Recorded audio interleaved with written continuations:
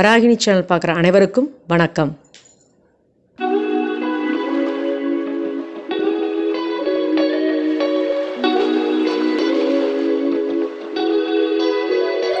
நரிப்பயிர் பாயாசம். இதுதான் நரிப்பயிறு. நான் 1/4 கப் எடுத்திருக்கேன். அதுக்கு 2 மடங்கு நாட்டு சக்கரை எடுத்திருக்கேன்.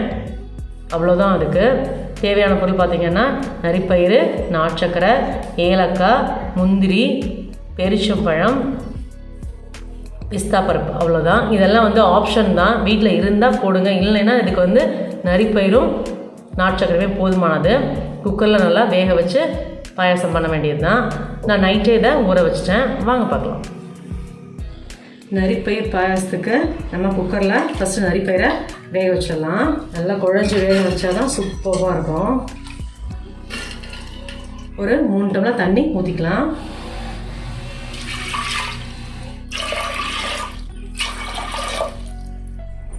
வெந்ததும் பார்க்கலாம். குக்கரை க்ளோஸ் பண்ணிடலாம். பாயாசத்துக்கு நம்ம நல்லா வேக வைக்கணும் இல்லையா, அதனால் 3 அல்லது 4 விசில் கட்டும். பாருங்கள், பாயாசத்துக்கு நல்லா வெந்தாச்சு சூப்பராக. இதில் நம்ம போட வேண்டிய இன்க்ரீடியன்ட் போட்டால் போதும். வாங்க பார்க்கலாம். இந்த நரிப்பயிர் குக்கர்லேயே நல்லா வெந்துருச்சு. இருந்தாலுமே பாருங்கள் நல்லா வெந்தாச்சு.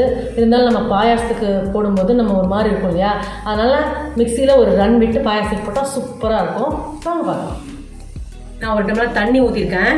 நல்லா கொதி வரட்டும். அதுக்குள்ளே நம்ம ஏலக்காய், முந்திரி எல்லாத்தையும் இதை ஆட் பண்ணிடலாம்.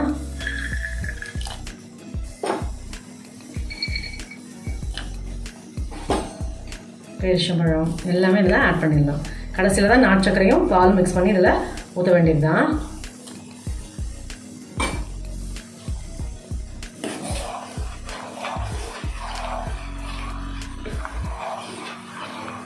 நான் நாட்டு சக்கரை பாலில் கரைச்சி வச்சுட்டேன்.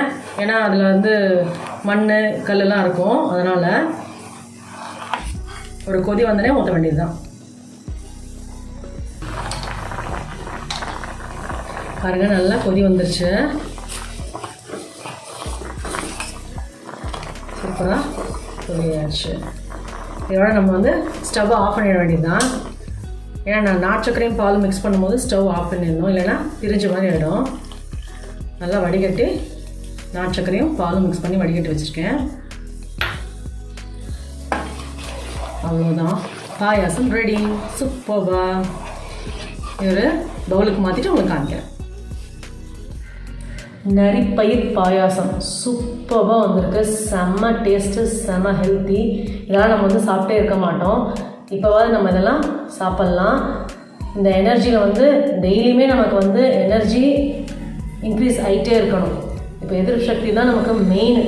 அது டெய்லியுமே நம்ம அதிகப்படுத்திகிட்டே இருந்தால் தான் நம்மளால் இந்த சூழ்நிலையை தப்பிக்கவே முடியும்.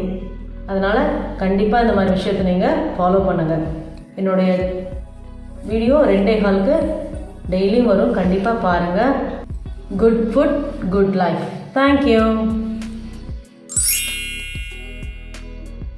இந்த வராகினி சேனலை பார்க்குற நீங்கள் ஷேர் பண்ணுங்கள், லைக் பண்ணுங்கள், சப்ஸ்கிரைப் பண்ணுங்கள். மறக்காமல் பெல் ஐக்கானை கிளிக் பண்ணுங்கள். இந்த ப்ரோக்ராமை இன்ஸ்டாகிராம், டெலகிராம், ட்விட்டர்லேயும் ஃபாலோ பண்ணுங்கள். தேங்க்யூ.